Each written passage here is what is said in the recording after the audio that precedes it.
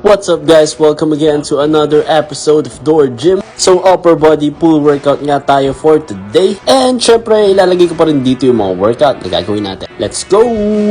So yun nga yung first workout na ginawa natin. Nag-pull ups nga tayo dyan at ginawa natin yan for 8 reps and 3 sets. So same pa rin, nandyan pa rin yung additional weight natin na 45 pounds. Next workout naman natin is nag-barbell rows naman tayo. At ginawa naman natin yan for 10 reps and 3 sets. So dito naman yung barbell natin ay 95 pounds naman siya.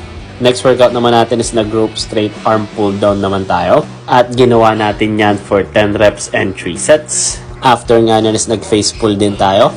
At same pa rin ginawa natin yan for 10 reps and 3 sets. At pagkatapos nga nyan dahil pull day pa rin tayo, nag-bicep curls din tayo dyan.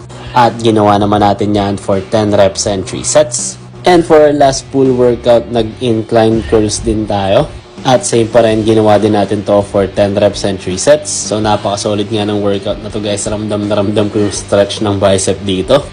And syempre, sinamahan din natin yan ng abs workout. So nag-Russian twist nga tayo dyan for 26 reps and 3 sets. And for our last workout nga kaninang umaga or kaninang tanghali, nag-side bends nga tayo dyan. At ginawa naman natin yan for 10 reps and 3 sets for each side. So yun nga yung mga workout na ginawa natin kaninang tanghali. At pagkatapos nyan, nag-swimming din. So 30 minutes nga tayo nag-swimming dyan, pero yung na-record lang nung relo natin is yung 21 minutes. So di ko lang kung ano nangyari, pero nasira siya or di ko alam. So dito pag nag-swimming naman ako, ang ginagawa ko is 30 seconds ako lumalangoy, tapos 1 minute rest, tapos 30 seconds ulit nalangoy.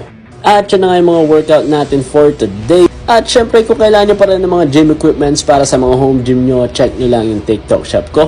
Or kung mga workout naman, check nyo lang yung bio ko. Follow for more. Bye-bye!